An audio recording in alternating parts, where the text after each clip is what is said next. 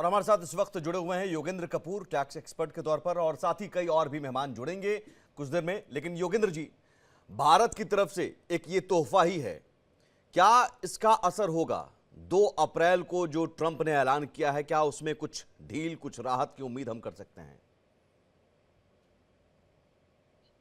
देखिए, हमें एक चीज को बहुत क्लियरली समझना है कि इंटरनेशनल ट्रेड और कॉमर्स जो है वो हमेशा mutual respect as well as mutual consensus पे मूव करता है। और हमें ये भी समझना है कि आज अगर हम India as well as United States को देखें कि दोनों कंट्रीज के अंदर जो स्ट्रॉन्ग लीडर्स हैं, उनका जो बिलीफ प्रोसेस है वो है कि कैसे वो अपने देश को जो है, जैसे इंडिया फर्स्ट और यूएस के अंदर वो यूएस फर्स्ट को जो है पॉलिसी में बिलीव करते हैं।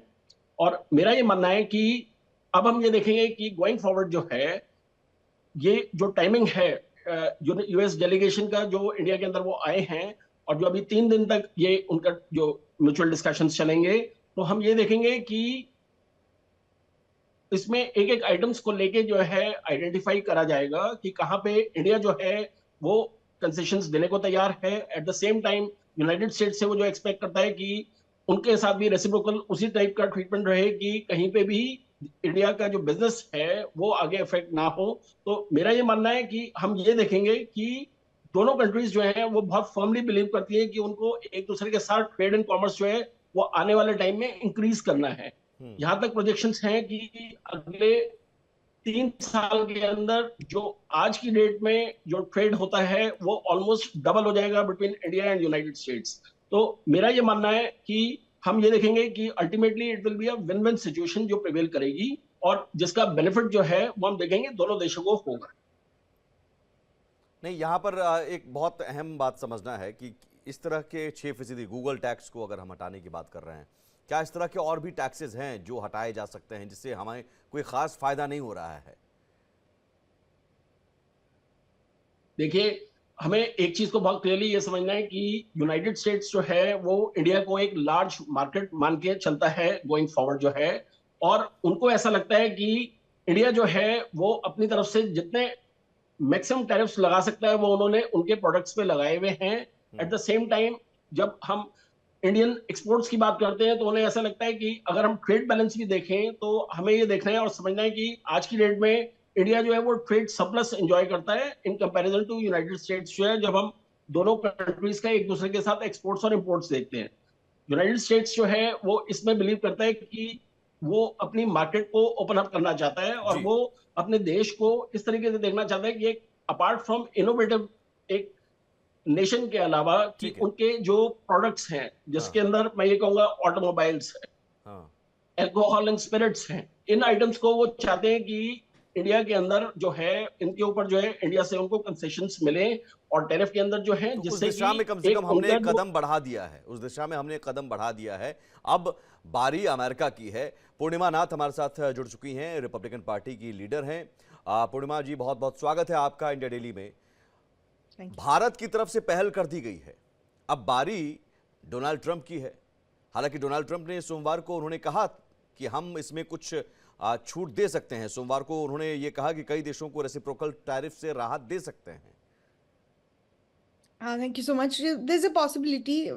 यहाँ पे उनकी जो स्टाइल है, पहले तो शॉक वेव क्रिएट करते हैं, उसके बाद निगोशिएशन होती है, उसके बाद उनका जो असली प्लान होती है शायद वो दिखने को मिलता है। But here specially in president Trump's case, जो मोदी के साथ रिलेशनशिप है उनकी, वो उनके हिसाब से शायद उनका बातचीत हो सकती है, थोड़ा सा वेवर भी मिल सकता है। But I don't think this is going to be a long term solution. Temporary हो सकती है, बट इंडिया को भी इंडिया फर्स्ट हिसाब से और पॉलिसी के हिसाब से उनको समझना चाहिए what is right for them. President Trump जैसे बोला है कि जो डेफिसिट है between India and United states at this point of time more than $100 billion। तो ये रेसिप्रोकल टैरिफ इसीलिए करना चाहते हैं कि वो सबके साथ, फ्रेंड हो या फो हो, doesn't really matter, he just wants to treat everybody same similar. अब ऑब्वियसली मेरे ख्याल से जो लगता है कि at the end of the day he doesn't want to be so harsh, but उनके टैक्टिक्स ऐसे दिखा जाता है, उन लोग काम करने की तरीका ऐसे है कि पहले शॉक वेव फैलाए, उसके बाद निगोशिएशन टेबल पे आके बातचीत शुरू करे, क्योंकि उससे पहले बातचीत शुरू नहीं होता, और बातचीत होती है तो perhaps the other party will have a better hand, इसलिए ये टैक्टिक यूज करते हैं। तो will see how this is going to work on. United States को भी इंडिया की जरूरत है और इंडिया को भी यूनाइटेड स्टेट्स की जरूरत है, पर exactly. At the same time I think दोनों कंट्रीज की फोकस सेम है कि दोनों wants to be their country तो फर्स्ट। भारत की सो तरफ आई से तो थिंक इट्स पहल गोइंग कर टू दी मेक। गई पूर्णिमा जी, इस पहल को कैसे अमेरिका में देखा जा रहा है, ट्रंप प्रशासन की ओर से कैसे देखा जाएगा? मेरे ख्याल से यहाँ पे बातचीत अभी तो शुरू हुई है, तो यहाँ पे बैठ के in the sense when the mister Piyush Goyal and mister Trump administration people and communication शुरू करे, उसके बाद बातचीत शुरू होगी। ऑब्वियसली April 2 सबको फियर वेव दे रहे हैं, और in fact I tell you something, couple days ago I called somebody a contractor at home, and उन्होंने एक कोट मुझे दिया है कि मुझे बोल रहे हैं कि ये जो मैंने कोट आज दिया है, ये कोट सिर्फ वैलिड अंटिल April 1। मैंने at that point of time when I was working with the contractor didn't really think about the politics angle of it, he automatically said that ये April 2 से सब कुछ चेंज हो जाएगा, और आपकी जो कोट मैंने दिया है ये कोट चेंज हो जाएगा। मैंने पूछा क्यों? वो बोल रहे हैं वो जो तारीफ वॉर चल रहा है तो it is going to kick on April 2। I am like I see yes. In short term में हमारे यहाँ पे हम जो पिछले 4 साल से भुगत रहे थे in terms of the inflation और pricing of regular items in including milk and food and etcetera, यहाँ पे ये दिखा जाएगा। इनफैक्ट जो ये तारीफ की जो वार चल रही है, जो कनाडा के ऊपर लगाया गया है, यहाँ वहाँ से अलंबर आती है, वहाँ से आयरन आती है, वहाँ पे basically at the same time milk product भी आती है। हालांकि मैं रहती हूँ एक dairy state, quote and quote dairy state में, I really don't know whether we are still a dairy state और नॉट, बट ये बोलने का मतलब ये क्या है कि सिर्फ इंडिया में आप ये सब नहीं देख रहे हो कि हमारे जो लोग हैं, हमारी जो रेगुलर लाइफ है, regular life is also going to be impacted. तो that's what I am saying that short term में सबकी सिचुएशन ऐसे होने वाली है। It's not just India who's going to be looking at it, or Canada, or Mexico, or China, or anybody else. But at the same time, I think going forward, long terms, अगर आप देखो तो मुझे लगता है कि it's actually better for India too. It's also going to make you more sustainable, focused on your Indian product instead of trying to look for imported product. और जो And हमारी मुहिम है मेक इन इंडिया, उस मुहिम को और ज़्यादा मुझे लगता है कि लॉन्ग टर्म में ये और तेज़ करेगा। राजीव रंजन झा हमारे साथ जुड़ गए हैं, बिजनेस जर्नलिस्ट हैं। राजीव जी, देखिए भारत की तरफ से एक पहल ज़रूर की गई है कि देखिए हम जो लेवी हम 6% है वो हटा रहे हैं, गूगल टैक्स। अब लेकिन एक हद तक भी हम हटाएंगे, उसके बाद तो हम नहीं हटा सकते हैं। अब सवाल है कि यहाँ क्या, जैसा कि पूर्णिमा जी कह रही है कि देखिए नुकसान ऐसा नहीं है कि अमेरिका को नहीं होगा, अमेरिका को भी होगा। अगर लॉन्ग टर्म में देखें तो भारत को फायदा होगा। हम हार्ले डेविडसन बाइक बनाने वालों को कहेंगे भाई आइए यहीं बाइक बनाइए। जी, देखिए यहाँ पे आपको बड़ी पिक्चर समझनी पड़ेगी। अभी तक ये बात ट्रम्प की सही है या यूएस एडमिनिस्ट्रेशन की सही है कि यूएस और इंडिया के बीच में ट्रेड डेफिसिट इंडिया के फेवर में है। मतलब हम यूएस को ज़्यादा एक्सपोर्ट करते हैं, यूएस से हमारा इंपोर्ट कम है, तो इससे हमें फ़ायदा है। ये बात जो बड़ी पिक्चर है ट्रेड की। लेकिन अब इसको रीबैलेंस करने का तरीका ये नहीं हो सकता है कि आप सारे सामानों पे हायर टैरिफ इम्पोज कर दें, या इंडिया जो एक्सपोर्ट करता है उस पर आप हायर टैरिफ इम्पोज करें, या हम उनके इंपोर्ट पर टैक्स घटा दें। अब सवाल ये है कि अगर उनके यहाँ से हमारे यहाँ जो सामान आता है, अगर हम उसका इंपोर्ट टैरिफ कम कर भी दें, तो क्या वो सामान यहाँ बहुत ज़्यादा बिक लग जाएंगे? क्या उनका मार्केट यहाँ पर इतना बड़ा होगा? देखिए, इस समय मुझे जो समझ में आता है, ट्रम्प इंडिया को लेकर के भी काफ़ी टफ लैंग्वेज इस्तेमाल कर रहे हैं, कड़े शब्दों का इस्तेमाल कर रहे हैं, लेकिन इसे आप उनके ग्लोबल पॉलिसी के फ्रेमवर्क में समझिए। वो आइसोलेट करके इंडिया को स्पेशल रिलैक्सेशन देने की बात बाद में हो सकता है हो, लेकिन आज की तारीख में जब वो सारे देशों के साथ निगोशिएशन टेबल पे बैठे हुए हैं, उस समय वो ये इंडिकेशन बहुत खुल करके नहीं देंगे कि ठीक है हम इंडिया को थोड़ा सा अलग नज़र से देखेंगे। उन्होंने ये बात जिक्र किया है कि वो कुछ कंट्रीज के साथ फ्लेक्सिबल रहना चाहेंगे। अब वो अगर कुछ कंट्रीज के साथ फ्लेक्सिबल रहना चाहेंगे तो ट्रंप और मोदी के रिश्तों के बीच आप समझ सकते हैं कि भारत उसमें होगा या नहीं होगा। तो अभी जो काफी उनका कुछ बयान भी खुल आया है करके सामने। सोमवार को कि I may give a lot of countries BRICS, तो ये कई देशों को रेसिप्रोकल टैरिफ में राहत देने का ऐलान, या ये क्या संकेत, इसमें इसी में कहीं आप जी, जो बात कह रहे हैं कि भारत के लिए एक शुभ संकेत है? भारत के लिए फ्लेक्सिबल वो रहेंगे, इसमें मुझे कोई संदेह नहीं है। लेकिन भारत से उनकी ये पुरानी शिकायत है, उनकी फर्स्ट टर्म से शिकायत है।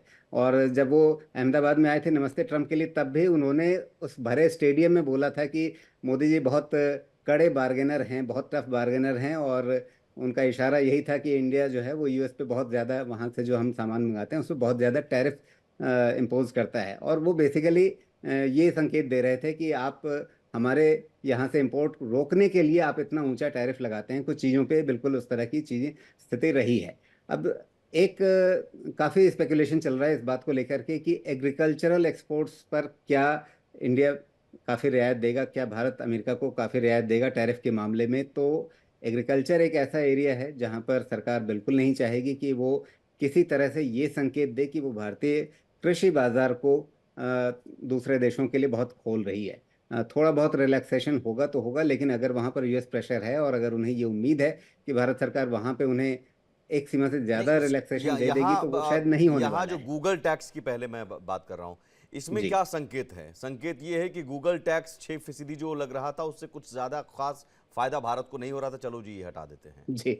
अब भारत अमेरिका के $190 बिलियन के ट्रेड में गूगल टैक्स कितना है? हाँ। एक मुझे नहीं लगता कि वो कोई बहुत सिग्निफिकेंट, मतलब अगर पूरे एजेंडा में देखें तो बहुत सिग्निफिकेंट आइटम होगा। और गूगल टैक्स, आप एक छोटी सी बात समझिए, मान लीजिए आप गूगल पे एडसेंस या फेसबुक पे आप एडवर्टाइजिंग करने जाते हैं और वहाँ पर आप मान लीजिए फॉर एग्जांपल 1 लाख रुपए का एड ऑनलाइन प्लेस करना चाहते हैं। और गूगल टैक्स या वो जो इक्वलाइजेशन लेवी कहते हैं 6% की, उसमें क्या है कि जो एडवर्टाइजर है, यानी अगर मैं राजीव रंजन झा गूगल पर जाकर के ऐड देना चाहता हूं, तो मुझे गूगल से 6% पैसे काट करके सरकार के पास, भारत सरकार के पास जमा करने होंगे। अब आप अगर ऑनलाइन एडवर्टाइजमेंट की प्रोसेस से गुजरे हुए हैं तो आपको पता होगा कि जहां पर आप अपना ऑनलाइन ऐड सबमिट करते हैं और वहां पर आप उनको पेमेंट करते हैं, वहां पर इस 6% का कोई कॉलम होता नहीं है कि भाई हमने आपसे 6% ये काट लिए क्योंकि मुझे भारत सरकार को जमा करना है। तो फाइनली होगा क्या? होता ये मतलब जो, अगर आप किसी सीए से पूछेंगे तो वो आपको ऑप्शन ये बताएगा कि ठीक है आपने गूगल को तो जो देना था दे दिया आपने 1 लाख रुपया, अब आप उस पे से 6% जो बैठेगा 6,000 रुपया, वो आप सरकार को अलग से दे दीजिए। लेकिन मैंने कहा कि ये 1 लाख रुपए के अंदर कटने थे, अब उसका कोई रास्ता नहीं है, तो आप भूल जाइए उसको कि आपको वहाँ कितने देने थे। सरकार आपसे मतलब 6% आप ये अलग कह मांग रहे हैं रही है, कि तो वो आप उनको दीजिए। अब गूगल से ना वसूल कर जो एडवर्टाइजर हैं उनसे डायरेक्ट प्रैक्टिकली वसूला जाएगा? प्रैक्टिकली हो ये रहा है कि वो टैक्स गूगल पर लगने के बदले राजीव रंजन झा पर लग जाएगा। अच्छा, तो मतलब अगर जो सरकार यहाँ पे रिलीफ जो दे भी रही है तो एडवर्टाइजर वो है गूगल उसे को कोई नहीं दे रही फायदा है, खास राजीव नहीं रंजन होगा? झा को दे रही है। जो एडवर्टाइजर है उसे कोई खास फायदा नहीं होगा? नहीं नहीं, एडवर्टाइजर को ही तो रिलीफ मिलेगा हाँ। कि मुझे अलग से टैक्स नहीं देना पड़ेगा। बेसिकली ये टीडीएस है, टैक्स डिडक्टेड एट सोर्स। हाँ। लेकिन मैं गूगल से टैक्स डिडक्ट कर नहीं पाऊंगा क्योंकि आपके ऑनलाइन एडवर्टीजमेंट के प्रोसेस में वो ऑप्शन है नहीं। अगर मेरे सामने अगर कोई गूगल का एम्प्लॉय बैठा हो या गूगल का कोई ऑफिस हो जहाँ पर जाकर के हमारे रिप्रेजेंटेटिव उनसे बात करें और उनको पेमेंट करें, वैसा तो होगा नहीं, क्योंकि अगर उसका मतलब होगा कि उनका परमानेंट एस्टैब्लिशमेंट यहाँ भारत में है। उस केस में ये लागू ही नहीं होगा, ये जो गूगल टैक्स आप कहते हैं। गूगल टैक्स वहीं पे लागू होगा उन फॉरेन एंटिटीज पे जिनका परमानेंट एस्टैब्लिशमेंट भारत में नहीं है। तो उनके लिए हम कैसे वहाँ पर अपना एडवर्टीजमेंट प्लेस करते हैं? हम ऑनलाइन प्रोसेस से करते हैं। वहाँ पे ये इक्वलाइजेशन लेवी 6% काटने का कोई ऑप्शन है नहीं। तो होता क्या है कि उनको जितना पैसा चाहिए गूगल को या फेसबुक को या किसी और एंटिटी को, आप उनको तो पूरा पैसा देंगे ही क्योंकि उसके बिना ऐड चलेगा नहीं। अब उसके बाद भारत सरकार का नियम है और जिम्मेदारी एडवर्टाइजर की है, यानी इंडियन कंपनी या इंडियन इंडिविजुअल जो भी एड प्लेस कर रहा है इन ग्लोबल प्लेटफॉर्म्स के माध्यम से, अब उसको अपनी जिम्मेदारी पूरी करनी है, तो वो अलग से 6% भारत सरकार को जमा करेगा। तो ये एक्स्ट्रा बर्डन जो गूगल टैक्स है, एक तरह से मुझे लगता है कि ये जो इंडियन एडवर्टाइजर्स हैं उन्हीं के ऊपर आ जाता है, गूगल को थोड़ी फर्क पड़ता है इससे। तो आप ये फिर गूगल टैक्स को हटाना, हम इसे नहीं मान सकते हैं कि ट्रंप की टैरिफ पॉलिसी को लेकर हम एक इनिशिएट कर रहे हैं, या सिंबॉलिक ही सही इनिशिएट कर रहे हैं कि चलिए ठीक है सर, हम देख लीजिए रेसिप्रोकल टैरिफ को लेकर एक कदम अगर इस आगे बात से ट्रंप खुश हो जाते हैं तो खुश हो जाएं, रिलीफ तो राजीव रंजन झा और आपके जैसे लोगों को है। तो आप ये इस बात से आप सहमत हैं योगेंद्र जी कि इससे कोई खास असर नहीं पड़ने जा रहा है जो ट्रंप ने ऐलान किया है? देखिए देखिए मैं एक चीज जो है ना बहुत आई थिंक क्लियरली समझाना चाहूंगा कि देखिए टैरिफ वॉर का जो मैथमेटिक्स है वो किस प्रिंसिपल पे वर्क करता है। एक कोई भी कंट्री जो है वो हाई टैरिफ जो है तब लगाती है जब उनको एक डर होता है कि क्या उनकी डोमेस्टिक इंडस्ट्री जो है वो कहीं उसमें कंपटीशन में आके और वो क्रिपल तो नहीं हो जाएगी। और ऑन द कॉन्ट्ररी अगर हम ये देखते हैं कि कोई आइटम्स ऐसी हैं कि जिसमें आप डोमेस्टिकली आपकी इंडस्ट्री ऐसी है कि जो उसमें कम्पीट नहीं कर सकती उनके साथ, तो वहां पर आप जो है लो रेट ऑफ टैरिफ जो है लगाते हैं। तो मेरा ये मानना है कि इसमें ये क्लियरली एक डिमांड एंड सप्लाई गेम है जिसके बेसिस पे चीजें जो है वो डिटरमाइन होती। तो ये डिमांड और सप्लाई जो है वो क्या कहता है इसमें? क्या नुकसान अमेरिका का नहीं है योगेंद्र जी? नहीं, देखिए मैं ये मानता हूं कि हमें एक चीज को ये समझना है कि जहां पे हम ऑनलाइन सर्विसेज की बात करते हैं, जहां पे गूगल है, मेटा है, ये सब जो है हम ये देखेंगे कि ये अपने आप में एक ग्लोबल प्लेयर्स हैं। और हमें ये देखना है कि अल्टीमेटली क्या हमारे डोमेस्टिक सर्च इंजन या अदरवाइज जो है क्या उनको उस तरीके से कम्पीट कर पाएंगे। तो पॉइंट इज कि अगर उनको मैं ये कहता हूं कि कोई रिलैक्सेशन दी भी जा रही है तो ये सिर्फ एक हम ये मान के चल सकते हैं कि एक सिंबॉलिक जेस्चर है कि जिसमें इंडिया भी जो है वो ये एक्सपेक्ट करता है कि हमें एक इंडिविजुअल आइटम्स के ऊपर डिस्कशन के थ्रू ही कोई भी चीज जो है फाइनली कंसेंसस अराइव हो, और जिससे कि कहीं पे भी ये ना लगे कि कोई भी आर्बिट्रेरीली जो है कोई कंट्री जो है हाई इंसिडेंस ऑफ टैरिफ जो है वो लगाने में बिलीव कर रही है। चलिए अब पूर्णिमा जी, लेकिन आपने जैसे कहा कि ये स्टार्टिंग में स्टॉर्म लाने की बात ऐलान करके फिर उसके बाद नेगोशिएशन, फिर उसके बाद हो सकता है कुछ बदलाव, ये बदलाव किस हद तक हो सकता है? क्या रेसिप्रोकल टैरिफ की नीति किसी देश के लिए, भारत के लिए सही, हटा ली जा सकती है, बाकी देशों के कुछ देशों पर रखी जा सकती है, या फिर इसमें थोड़ी ढील या थोड़ी कटौती दी जा सकती है कुछ प्रोडक्ट पर, कुछ सर्विसेज पर? देखिए मुझे जैसे लगता है कि जो प्रेसिडेंट ट्रम्प है ऑब्वियसली अनप्रेडिक्टेबल तो है थोड़ा सा, वो एक डिसीजन लेके थोड़ा सा बैकआउट भी कर सकते हैं। अपनी इसमें भी देखा है कि कह रहे हैं कि there will be some relaxation on this particular issue. कितने हद तक करेंगे उतना तो समझ नहीं आ रहा है, but at the same time मुझे नहीं लगता कि अगर मतलब थोड़ा सा वेवर भी दे दिया ये लॉन्ग टर्म होगा। मैं आपको एक एग्जांपल देती हूँ जो सर ने पहले कह रहे थे कि ऑब्वियसली मार्केट सेव करने के लिए हाई टैरिफ लगाया जाता है। मैं अब जो एक बात हम बार बार सुनते हैं कि यहाँ की जो हार्ली डेविडसन है, हालांकि वो हार्ली डेविडसन एक्चुअली हमारे शहर की है, मिलवाकी की है, यहाँ में headquarter is in my city. So I feel proud of it कि इंडिया में जाए, दुनिया में जाए, हार्ली डेविडसन देखती मेड इन अमेरिका, बहुत अच्छा लगता है। अब हाई टैरिफ लगाते हैं और मुझे लगता है कि थोड़ा सा रिलैक्सेशन भी किया है उसके ऊपर। बट मैं एक बात बताती हूँ, जो मैं इंडियन बॉर्न अमेरिकन हूँ, तो मैंने बचपन से रॉयल एनफील्ड बुलेट भी देखा है इंडिया में। वो इंडिया की सामान है, इंडिया की कल्चरल आइडेंटिटी है। आप उसको बेचो, तमिलनाडु में मैन्युफैक्चरिंग होती है, उसकी the idea of what is royal Enfield, उसका जो आवाज सुनो, उसका जो गेटअप है, उसका जो सिंबलिज्म है, उसका जो मैस्कुलिनिटी है, तो आप वो जो है the difference between Harley Davidson और रॉयल एनफील्ड में ऑब्वियसली बहुत है, but at the same time the cultural icon के हिसाब से आप रॉयल एनफील्ड भी बेच सकते हो। तो मेरे हिसाब से at the end of the day मुझे लगता है कि sector by sector, item by item बात होनी चाहिए। अगर America is sending obviously exporting Harley Davidson to India, और इंडिया को भी मुझे लगता है कि रॉयल एनफील्ड एक्सपोर्ट करनी चाहिए, तो बात उस हिसाब से होनी चाहिए कि in terms of item to item. अब कितने डीप जाके ये डिस्कशन होगी from a perspective of Modi government and Trump administration, वो आपने आपने जो सुझाव दिया बड़ा इंपॉर्टेंट है कि आप कह रहे हैं कि प्रोडक्ट पर बात होनी चाहिए, आइटम पर बात होनी चाहिए। जो एक एग्जांपल, राजीव जी आप इससे एग्री करते हैं कि भाई ठीक है आप हार्ले डेविडसन लाते हैं भारत में, लेकिन उसी टैरिफ पर ले जाइए यहाँ से रॉयल एनफील्ड भी?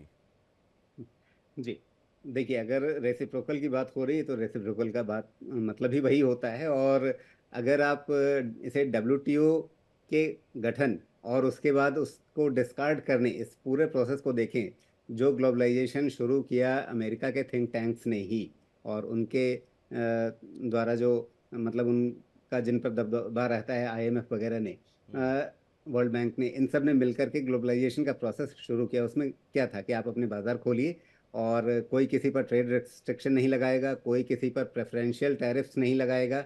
मतलब किसी देश के लिए आप कम टैरिफ रखें, किसी देश के लिए आप ज़्यादा टैरिफ रखें, ये नहीं चलेगा।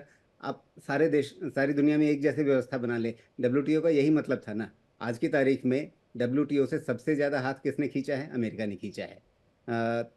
अगर आज की तारीख में डब्ल्यूटीओ एक तरह का डिफंक्ट ऑर्गेनाइजेशन बन गया है तो किसकी वजह से बना है? वो अमेरिका है।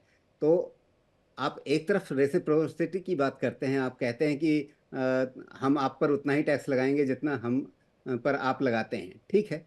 तो ये बात रेसिप्रोसिटी मतलब एक तरफ से नहीं होती है ना, दोनों तरफ से होती है। तो जहाँ भी आप कहेंगे कि हम आपके लिए अपना बाजार खोलें, वहीं पे साथ में दूसरी बात उठ के आ जाएगी कि आप हमारा बाजार, आप अपना बाजार हमारे लिए खोलिए। ये नहीं चल सकता। और दूसरी चीज़ इसमें मैं एक और जोड़ना चाहूँगा कि अब मामला सिर्फ गुड्स एंड गुड्स का नहीं है, गुड्स एंड सर्विसेज का है।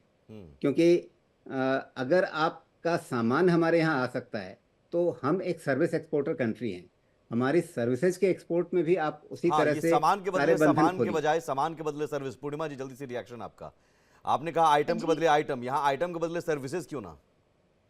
डेफिनेटली यहाँ पे वही तो डिस्कशन हो गया, प्रोडक्ट एंड सर्विसेज के ऊपर डिस्कशन होगी। मुझे मेरे ख्याल से सेक्टर बाय सेक्टर बात होगी। It's just not just one flat rate impose किया जाएगा। तो मेरे ख्याल से शॉर्ट टर्म थोड़ा सा रिलैक्स्ड इंडिया फील भी कर सकती है और उसको थोड़ा सा वेवर दे सकते हैं। मुझे लॉन्ग टर्म मुझे जो लगता है कि ये this is going to be difficult for us also internally. In exactly, हाँ। इन्फ्लेशन में उतना खास यू नो हमें थोड़ा सा यहाँ पे नहीं मिला। अभी भी $3 के ऊपर गैस हम हमारे सिटी में दे रहे हैं। But the idea that in this particular case India को भी बेनिफिट होगी लॉन्ग टर्म में। तो जैसे मैंने कहा है कि इंडिया अगर हार्ली डेविडसन इंपोर्ट करना चाहते हैं, आप रॉयल एनफील्ड भी एक्सपोर्ट करो, so the tariff will be similar, but the bikes are not exactly the same. So you have to have a negotiation power in terms of trying to figure out what you are selling, and तो आप parts negotiation power की जहां कर रहे तक हो बात या है पूर्णिमा प्रोडक्ट जी, बिक्री तो कर रहे हो सर्विसेज। डोनाल्ड ट्रंप तो कहते हैं कि मोदी जी टफ बार्गेनर हैं। जी जी तो डेफिनेटली। मुझे लगता है कि नेगोशिएशन की टेबल पर अगर बातचीत हो रही है, बिजनेस डेलीगेशन भी यहाँ पर मौजूद है, और हमने एक जेस्चर के तौर पर ही, सिंबॉलिक तौर पर ही हमने पहल कर दी है कि साहब देख लीजिए यहाँ पर गूगल टैक्स मैं हटा रहा हूँ,